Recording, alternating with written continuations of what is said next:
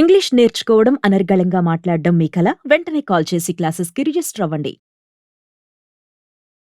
భక్తి శ్రద్ధలతో చేసుకోవాల్సిన పూజలు, వ్రతాలు, నోములను కూడా ఇష్టారాజ్యంగా మార్చేస్తున్నారు కొందరు సెలబ్రిటీస్. ముఖ్యంగా ఈ సిరి హనుమంతు లాంటి వాళ్ళు చేసిన వాటి మీద అయితే అనేక రకాలుగా కాంట్రవర్సీ అయితే అవుతోంది. మీరేమంటారు దీని మీద? బేసిక్గా ఏంటంటే మీరు అన్నారు కదా, ఇన్ఫ్లుయెన్సర్స్ అంటే ఇన్ఫ్లుయెన్స్ చేసేవాళ్లే కదా. ఇట్లాంటి సెలబ్రిటీస్ ఎవరైతే ఉన్నారో ఆ పిలిచే ప్రాసెస్లో ఏంటంటే రిటర్న్ గిఫ్ట్స్ ఏవైతే ఉంటాయో వాటికి అట్రాక్ట్ అయ్యి కూడా వెళ్ళిపోతారు జనాలు. పైగా ఆ సెలబ్రిటీస్, ఇన్ఫ్లుయెన్సర్స్ వీడియోస్లో మనం కూడా కనిపించవచ్చు. మన సాంప్రదాయంగా ఏదైతే మనం రిచువల్స్ అంటాం అవి ఫాలో అవ్వడం పక్కన పడేసి. అందరికీ నమస్కారం, నేను Swaroopa Putlapalli. Welcome to Suman TV. Shravana మాసం అనగానే మహిళలకి ఎంతో సంతోషంగా, ఆనందంగా అనిపిస్తుంది. భక్తి శ్రద్ధలతో చేసుకోవాల్సిన పూజలు, వ్రతాలు, నోములను కూడా ఇష్టారాజ్యంగా మార్చేస్తున్నారు కొందరు సెలబ్రిటీస్. బిగ్ బాస్ ఫేమ్ అయిన సిరి హనుమంతు తన బాయ్ ఫ్రెండ్తో వరలక్ష్మి వ్రతం చేసుకోవడం, అలాగే కొంతమంది ఇన్ఫ్లుయెన్సర్స్ వెస్ట్రన్ డ్రెస్సులతో పూజలు చేయడం అనేది కూడా విమర్శలకు దారితీస్తోంది. ప్రస్తుతం నాతో పాటు ఉన్నారు spiritual healer, Vedic nutritionist Vanaja Ramisetti గారు. ఆవిడతో మాట్లాడి ఈరోజు ఈ సెలబ్రిటీస్ వైఖరి గురించి అనేక విషయాలు తెలుసుకుందాం. నమస్తే వనజ గారు. నమస్తే అండి. మీరు కూడా చూస్తూ ఉన్నారు కదా, అసలు సోషల్ మీడియాలో ఎక్కడ చూసినా కానీ ఇన్ఫ్లుయెన్సర్స్ వీడియోసే కనిపిస్తున్నాయి. వాటిని చూసి మనం ఏం నేర్చుకోవాలి? ముఖ్యంగా ఈ సిరి హనుమంతు లాంటి వాళ్ళు చేసిన వాటి మీద అయితే అనేక రకాలుగా కాంట్రవర్సీ అయితే అవుతోంది. మీరేమంటారు దీని మీద? బేసిక్గా ఏంటంటే మీరు అన్నారు కదా, ఇన్ఫ్లుయెన్సర్స్ అంటే ఇన్ఫ్లుయెన్స్ చేసేవాళ్లే కదా. సో పాజిటివ్ ఇన్ఫ్లుయెన్స్ ఉంటుంది, నెగిటివ్ ఇన్ఫ్లుయెన్స్ ఉంటుంది మనకి. సో వీళ్ళందరూ ఏం చేస్తున్నారంటే ఇప్పుడు చూస్తుంటే లాస్ట్ ఫ్యూ ఇయర్స్ నుంచి చూస్తే ఏదైనా ఒక పండగ వచ్చిందనుకోండి, ఇంకా ఎస్పెషల్లీ ఆడవాళ్ళకి రిలేటెడ్ ఫెస్టివల్ ఏదైనా ఉంది అంటే ఫస్ట్ మనకి ఈ వరలక్ష్మి వ్రతమే. సో ఆ వరలక్ష్మి వ్రతంకి ఒక 2 months ముందు నుంచే స్టార్ట్ అవుతాయి కదా ఇవన్నీ. ఎట్లా చేసుకోవాలి పండగ, ఏమేమి కొనుక్కోవాలి, ఎంత ఫ్యాన్సీగా కొనుక్కోవాలి, ఎంత డబ్బులు ఖర్చు పెట్టాలి, ఈ ప్రాసెస్ అంతట్లో ఏమవుతుందంటే ఒకప్పుడు ఏంటంటే ఆడవాళ్ళకి ఒక అడ్జస్ట్మెంట్ ఉండేది. నాకున్న దాంట్లోనే నేను చేసుకుంటాను అన్న ఒక సాటిస్ఫాక్షన్, అందులోనే కంటెంట్మెంట్ అంటాం, అదే సాటిస్ఫైయింగ్గా ఉండేది అనమాట. ఒక కలశం పెడతాను, ఒక బ్లౌజ్ పీస్ పెడతాను, వచ్చిన వాళ్ళకి తాంబూలం ఇచ్చి పంపించేస్తాము. భక్తిగా, శ్రద్ధగా మనం వంటలు అవి చేసేసి వాటెవర్ నైవేద్యాలు మనకి ఎంత పాసిబిలిటీ ఉంటే అంత చేసి అమ్మవారికి పెడతాం. అది అక్కడ వరకే పరిమితం చేయాల్సింది. ఈ మధ్య ఏంటంటే డెకరేషన్ మీద ఎక్కువ షిఫ్ట్ అయిపోయింది. పూజ కంటే ఎక్కువ డెకరేషన్ వైపుకి మన మైండ్ షిఫ్ట్ అయిపోయింది. మీరు అన్నట్టుగా ఈ బిగ్ బాస్ ఫేమ్ ఎవరైతే ఉందో, ఇప్పుడు ఏంటంటే నార్మల్గా వరలక్ష్మి వ్రతం అంటే ఏంటంటే ఆడవాళ్ళందరూ వాళ్ళ భర్త సుఖంగా బాగుండాలి, ఆరోగ్యంగా ఉండాలి అని చేసుకునే పూజలో ఫస్ట్ ఆఫ్ ఆల్ ఇక్కడ ఉన్న బ్యాడ్ ఏంటంటే ఒకటి లివ్ ఇన్ రిలేషన్ ఒకటే. ఇప్పుడు ఆల్రెడీ ఆ లివ్ ఇన్నే యాక్సెప్ట్ చేసేయాల్సిన పరిస్థితి వచ్చేసింది మన దాంట్లో, సౌత్లో కానీ ఇండియాలో కానీ. ఒకప్పుడు ఆ కాన్సెప్ట్ అన్నది ఎక్కడ లేదు కదా మనకి. చాలా తప్పు. ఒకప్పుడు లవ్ మ్యారేజ్ చేసుకుంటున్నాము అని చెప్పడానికి పెద్ద పెద్ద పెద్ద పెద్ద గొడవలు అయిపోయాయి, పెద్ద పెద్ద ఇష్యూస్ అయిపోయాయి, పరువు హత్యలు అంటారు. ఏంటి ఈ మధ్య చూసే పరువు హత్యలు ఏంటంటే జనరల్గా మనకు అక్కడక్కడ బయటకు వస్తున్నాయి తప్పిస్తే ఒకప్పుడు ఇంత ఈ మీడియా లేదు కాబట్టి ఏం తెలిసేది కాదు మనకి. ఎన్నో సాక్రిఫైసెస్ ఉండేవి. లవ్ మ్యారేజెస్ని వదిలేసుకొని పేరెంట్స్ చెప్పిన మ్యారేజెస్ చేసుకోవాలి, అట్లాంటి కాన్సెప్ట్ నుంచి మనం లివ్ ఇన్ రిలేషన్స్ని యాక్సెప్ట్ చేయాల్సిన పరిస్థితి. సరే లివ్ ఇన్ ఓకే, అది అయిపోయిన తర్వాత ఇప్పుడు రీసెంట్గా చూసిన వస్త్రధారణ దగ్గర నుంచి ఏదైనా పూజ అంటే మనం ఎలా తయారవుతున్నాం, ఎలా పూజ చేసుకుంటాం అంటే మన సాంప్రదాయాన్ని ఎంత ముందుకు తీసుకెళ్తున్నాం అని చెప్పేవే ఈ పూజలు కానీ, హోమాలు కానీ, వ్రతాలు, నోములు, ఇవన్నిటికీ మైనస్ పెట్టేసి ఓన్లీ నేను ఎలివేట్ అవ్వాలి, నేను హైలైట్ అవ్వాలి, నేను అక్కడ ఎక్స్పోజ్ అయిపోవాలి, నేను ఎక్స్పోజ్ చేసేయాలి అన్న కాన్సెప్ట్ తోటి ఏవైతే పూజలు ఉన్నాయో అది పూజ కింద కన్సిడరే చేయకూడదు అసలు అవన్నీ. మనం కూడా నిజంగా, ఎందుకంటే ఎవరైనా తప్పు అని చెప్పేవాళ్ళు తక్కువైపోయారు, ఇప్పుడు వినేవాళ్ళు కూడా లేరు. ఇంకా అంతకంటే ఎక్కువ ఎవరు వినేలాగా లేరు అనమాట. ఏదో పిలుస్తున్నారు, వెళ్తున్నాం. ఇంకా మేజర్గా ఏంటంటే ఎవరైనా పిలుస్తున్నారు అంటే ఇట్లాంటి సెలబ్రిటీస్ ఎవరైతే ఉన్నారో ఆ పిలిచే ప్రాసెస్లో ఏంటంటే రిటర్న్ గిఫ్ట్స్ ఏవైతే ఉంటాయో వాటికి అట్రాక్ట్ అయ్యి కూడా వెళ్ళిపోతారు జనాలు. అది కూడా చాలా చాలా అనమాట. వెళ్తే మనకేదో మంచి పెద్ద రిటర్న్ గిఫ్ట్ వస్తుందో, పెద్ద చీర వస్తుందో, లేకపోతే పెద్ద ఇంకొకటి ఏదో వస్తుందో అన్న కాన్సెప్ట్ తోటి అందరు వెళ్ళి యాక్సెప్ట్ చేయాల్సి వస్తుంది అంతే.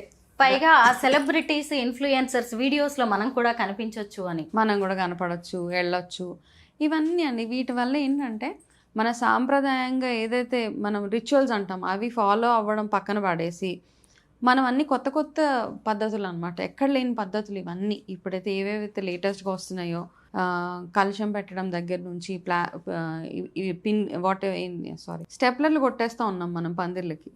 బేసిక్గా ఏంటంటే పూజ చేసేటప్పుడు ఇనుప సామాను ఏవైతే ఉంటాయో అవి ఎక్కడ వాడరు, స్టీలే వాడనివ్వరు. బేసిక్ పెద్దవాళ్ళ పాతకాలంలో ఏమనంటే స్టీలు అలాంటివి ఏం వాడనిచ్చేవాళ్ళు. అయితే విస్తరాకు లేదా తమలపాకులు లేదా ఇత్తడి సామాను, వెండి సామాను ఇవి వాడమని చెప్పేవాళ్ళు అనమాట. స్టీల్ ఎందుకంటే ఇనుము, మనం ఏం చేస్తామంటే ఏదైనా స్టీల్ వస్తువు, ఇనుప వస్తువులు బేసిక్గా మనం శనిగ్రహంతో రిలేట్ చేస్తాం కాబట్టి అవన్నీ వాడితే మనకి మంచిది కాదు అని చెప్పి.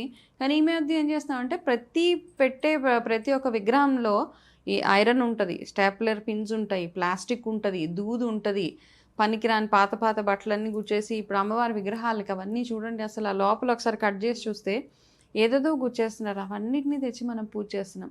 అమ్మవారి పూజ అంటే లక్ష్మీ స్వరూపంగా భావించే కొబ్బరికాయ పూర్ణఫలం అంతే, అక్కడ పెట్టి అది చేయడం తప్పిస్తే బేసిక్గా ఏంటంటే ఇంకొక 2 వారాలు ఉంది కదా వరలక్ష్మి వ్రతం చేసుకోవడానికి. కొంతమంది ఎవరికైతే వీలు పడలేదో ఇంకా నెక్స్ట్ 2 వీక్స్ చేసుకునే వాళ్ళు ఎవరైతే ఉన్నారో ఎన్విరాన్మెంట్ ఫ్రెండ్లీగా చేసుకోవాలి పూజలన్నీ. ఇప్పుడు వరలక్ష్మి వ్రతం అంటే వర్షాకాలం రాగానే వస్తుంది. పాతకాలంలో ఏంటంటే ఆడవాళ్ళకి ఎక్కువ ఇన్ఫెక్షన్స్ అవి వచ్చేసేవి, కాళ్ళల్లోంచి మొదలయ్యేవి, కాళ్ళు పగుళ్ళు అవి మొదలయ్యేవి. సో ఈ వరలక్ష్మి వ్రతం ప్రాసెస్లో ఏం చేస్తే రెగ్యులర్గా మనం కాళ్ళకి పసుపు అయి పెట్టుకోవడం, ఈ శ్రావణ మాసం అంతా మొహానికి పసుపు, ఇన్ఫెక్షన్స్, ఇన్ఫ్లమేషన్స్ ఇవన్నీ రాకుండా ఉండడానికి ఎక్కువ పసుపు యూసేజ్ ఎక్కువగా ఉండేది ఈ మంత్ మొత్తంలో అనమాట. అవన్నిటిని మనం పక్కన పెట్టేసి అసలు ఎక్కడెక్కడో లేని పద్ధతులన్నీ కొత్త వింత ఆచారాలన్నీ తీసుకొస్తుంటే ఫస్ట్ ఆఫ్ ఆల్ ఏంటంటే ఎవరో ఒకరు నో చెప్పాలి దానికి. ఏంటి ఇట్లా చేస్తున్నామమ్మా తప్పు కదా అని చెప్పేవాళ్ళు ఉండాలి ఇప్పుడు.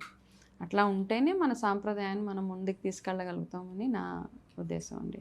వనజ గారు, ఖచ్చితంగా మనం ఈ పూజలు అనగానే డ్రెస్సింగ్ గురించి మాట్లాడుకోవాలి. మన ఇంట్లో ఒక పూజ జరుగుతున్న, పేరంటమైన, శుభకార్యమైన, పండగైనా మనం సంప్రదాయ బట్టలు కొనుక్కుంటాము, వేసుకుంటాం. ఈ సెలబ్రిటీస్ ఇష్టం వచ్చినట్టుగా స్లీవ్లెస్ కావచ్చు, లేదంటే లో నెక్ బ్లౌజులు, చీరలు కట్టుకునే విధానం కూడా చూడండి మొత్తం ఎక్స్పోజ్ చేయడమే అనమాట.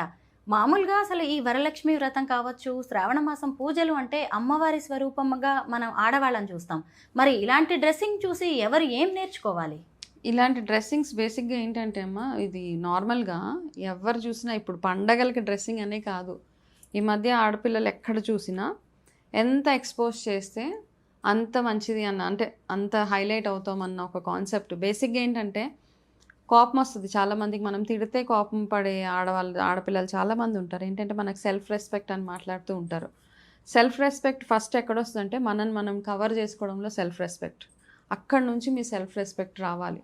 అంతేగాని ఎవరో మనల్ని తిట్టినప్పుడు మనకి కోపం వచ్చేసి నాకు చాలా సెల్ఫ్ రెస్పెక్ట్ ఎక్కువ అని మాట్లాడుతూ ఉంటారు. అది సెల్ఫ్ రెస్పెక్ట్ కాదు. First try to cover yourself properly.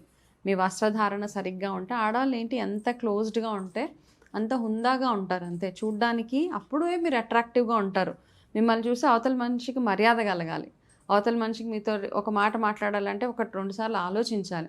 అంతేగాని మీరు ఇష్టం వచ్చినట్టు ఎక్స్పోజ్ చేసేసి, అండ్ ఎస్పెషల్లీ ఇలా వ్రతాలు అయినప్పుడు ఎనీ డే మనం ఏదైనా ఒకసారి డ్రెస్ వేసుకున్నాము అంటే దాన్ని మనం ఈజీగా క్యారీ చేసుకునేలాగా ఉండాలండి. ఫస్ట్ నా concept. Anybody for that matter, ఎవరైతే మన సాంప్రదాయానికి కట్టుబడి ఉంటారో ఒక డ్రెస్ వేసుకున్నామంటే నేను కూర్చుంటే నాకు వెకిలిగా ఉండకూడదు, నాకు అన్కంఫర్టబుల్గా అనకూడదు. ఎక్స్పోజింగ్ చేసే బట్టలు వేసుకొని దాన్ని 24 గంటలు పైకి కిందకి లాక్కొని కూర్చో అంటే it is unnecessary attention seeking attitude తప్పిస్తే.